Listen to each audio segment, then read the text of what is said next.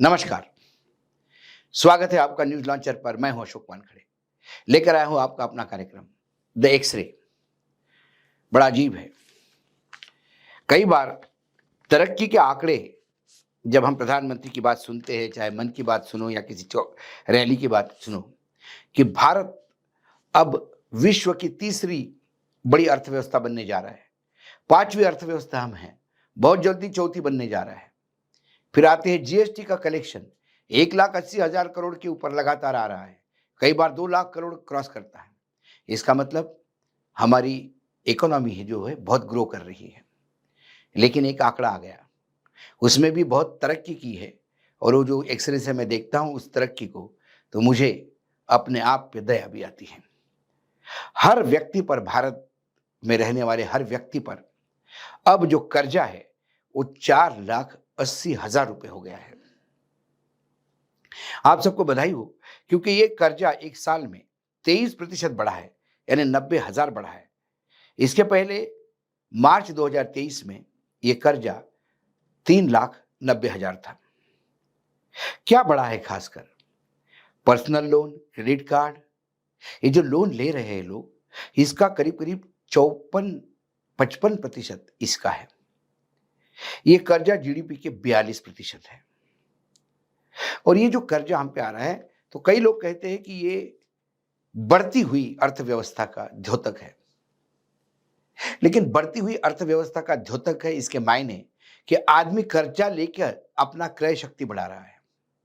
यदि कर्जा लेकर आप क्रय शक्ति बढ़ाते हैं, तो फिर एक समय ऐसा आता है कि ये बबल बस्ट हो जाता है, और फिर बैड लोन इतने बढ़ते हैं कि आपकी बैंक बढ़ जाती है।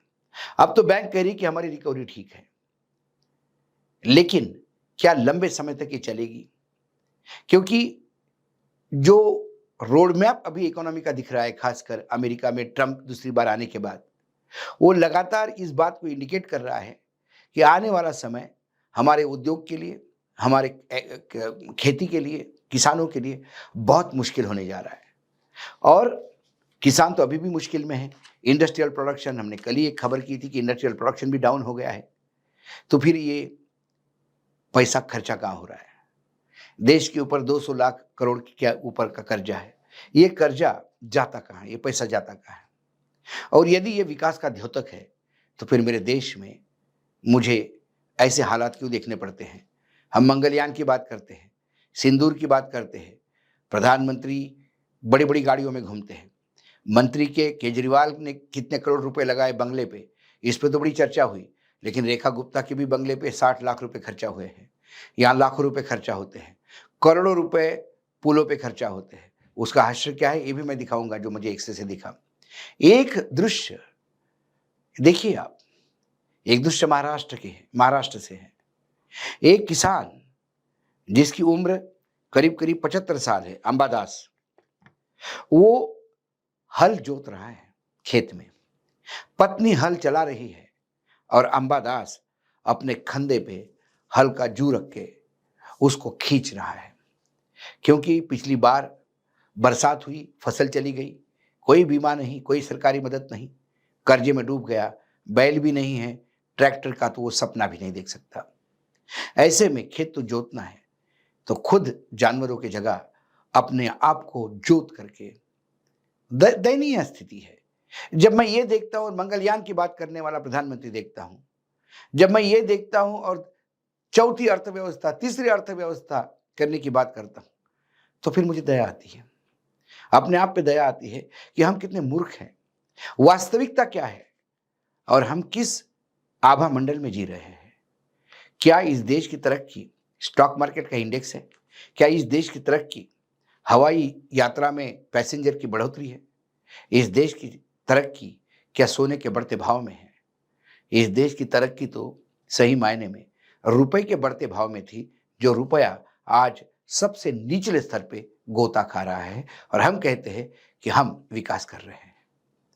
देखिए, विकास का द्योतक एक है, जैसे मैंने आपको बताया कि एयर ट्रैवल बढ़ा, सोने के भाव बढ़े। अब उस सोने की बात करूं मैं, तो इंदौर में एक कॉन्ट्रैक्टर है। वो कॉन्ट्रैक्टर अपने घर की एक ब्लॉगर को अपना घर दिखा रहा है। जब वो पोर्च में आता है तो कहता है कि ऐसी कोई गाड़ी नहीं जो मेरे पास नहीं। और मेरा प्रयास रहता है कि जो भी कंपनी नई गाड़ी लॉन्च करे, वो सबसे पहले इंदौर में मेरे पास आए। वो घर के अंदर ले जाता है। हमने सुना था दुबई में जो शेख है बड़े-बड़े, उनके महल सोने के होते हैं। लेकिन इंदौर में एक ठेकेदार का घर भी सोने से मढ़ा हुआ है। वो जो स्विचेस है इलेक्ट्रिक के लगे हुए, वो सोने का चढ़ावा है उसपे। वॉश बेसिन से सोने का चढ़ावा है। बड़ी-बड़ी मूर्तियां हैं, सोने से है। छत, झूमर सोने से है। मैं ये नहीं कहता कि उन्होंने कोई गड़बड़ी करके किया हो। यदि वो सबको सामने दिखा रहा है तो सब व्हाइट का होगा। लेकिन फिर ठेकेदार पैसा कैसा कमाते हैं? इसका बेहतरीन उदाहरण ग्वालियर की एक सड़क है। ग्वालियर में एक सड़क है जो ग्वालियर की 2800 मीटर की रोड है। वो 12 दिनों में 8 बार धसी है। वो 12 दिनों में 8 बार। टोटल 18 करोड़ का बजट था। 14 करोड़ का पेमेंट हो चुका है। जब 12 दिनों में 8 बार घुसी, और जो ये दृश्य में आप देखोगे, ये 8वीं बार के हैं, क्योंकि उसके पहले 11 दिनों में 7 बार धंसने का बात वो रिपोर्टर कह रहा है, और ये 8वीं बार थी जब ये धसी है अंदर, और इतनी धसी है कि एक गाड़ी समा जाए। तो देखिए, एक नहीं, दो नहीं, तीन नहीं, बल्कि 7वीं बार ये रोड धसकी, और आप देखेंगे कि सुरंग टाइप में ये तब्दील हो गई है। 6 से 7 फीट ये रोड है। ये है भारत का विकास, ये है ठेकेदारों का विकास। इसी मध्य प्रदेश में एक और अजूबा हुआ। एक रेल ओवरब्रिज है रेलवे का, 648 मीटर लंबा, और उस रोड की जो चौड़ाई है पुल की, वो है 8.5 मीटर चौड़ी। ये भी 18 करोड़ की लागत से बना है। लेकिन इसकी विशेषता है जो विश्व में हास्यास्पद बना दिया कि ये जो पुल है, कोई भी पुल जब मुड़ता है तो एक एंगल से मुड़ता है, एक गोलाकार होता है। ये सीधा 90 डिग्री में मुड़ता है। विश्व में ऐसा अजूबा सिर्फ मध्य प्रदेश के ठेकेदारों के पास था। अब सरकार ने जब उसका पूरा वर्ल्ड में उसका वीडियो वायरल हुआ और हंसी मजाक करने लगे, तब जाके मध्य प्रदेश सरकार ने इंक्वायरी ऑर्डर कर दी कि ये डिजाइन पास किसने की थी, उसको ब्लैकलिस्ट करो। ये टेंडर किसने पास किया था, उन अधिकारियों को जवाब तलब करो। ये पैसे किसने सैंक्शन किए थे, उसको जवाब तलब करो। ये जो रोड बनी है जो ग्वालियर में, उसमें भी इंक्वायरी ऑर्डर हो गई है कि भैया ये कैसा आपने 14 करोड़ का बिल पास कर दिया जब सड़क इतनी बुरी बनी है। कई जगह पे बनी हुई सड़क लोग ऐसे हाथ से उखाड़ते हुए दिखाई देते हैं। ये इसी देश में है। मैं फिर कह रहा हूं, मैं इंदौर में जो देखा, ठेकेदार ने जो दिखाया, मैं उस पर आरोप नहीं लगा रहा हूं। लेकिन फिर ठेकेदारों के पास पैसे, नेताओं के पास पैसे, नेताओं के बच्चे जो बड़ी बड़ी गाड़ियों में घूमते हैं और फिर दारू के नशे में फुटपाथ पे चढ़ के लोगों को उड़ाते हैं, ये तमाम बातें वहीं होती है क्योंकि पैसा जो है ये भ्रष्टाचार का है। नरेंद्र मोदी जी बार बार कहते हैं कि ना खाऊंगा ना खाने दूंगा, लेकिन सिर्फ अपने वालों को खिलाऊंगा, ये उन्होंने कभी नहीं बताया था, और यही हो रहा है। ये 3 खबरें मैं देखता हूं तो विचलित होता है मन कि क्या हम इसी को विकास कहेंगे? क्या यही विकास का द्योतक है? क्या विकास के मायने प्रधानमंत्री के भाषण है? विकास प्रधानमंत्री के भाषण में है?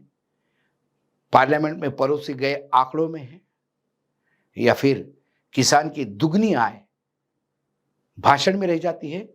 कि फिर उस वृद्ध किसान क्या दिखाता है जो अपने कंधे पे हल रख के जोत रहा है? एक ठेकेदार के पास कितना पैसा है कि वो सोने से घर मढ़ सकता है, लेकिन फिर ठेकेदारी में क्या होता है ये सड़क बताती है। कितने आंख बंद करके टेंडर पास किए जाते हैं, कैसे डिजाइन पास किए जाते बगैर देखे। ये भोपाल के राजधानी में रेलवे के ओवरब्रिज का बेहतरीन उदाहरण है। ये चंद उदाहरण हैं, देखने जाओ तो हर जिले में ऐसे उदाहरण आपको देखेंगे, समय कम पड़ जाएगा। लेकिन एक झलक थी भारत के विकास की, मंगलयान पे इतराने वाले भारत की, ऑपरेशन सिंदूर को बेचने वाले भारत की, अपने आप को तीसरी इकोनॉमी बोलने वाले इस भारत का वस्तुस्थिति क्या है, ये इस एक्सरे से दिखती है। आज इस एक्सरे में इतना ही। कल फिर आता हूं किसी विषय के साथ।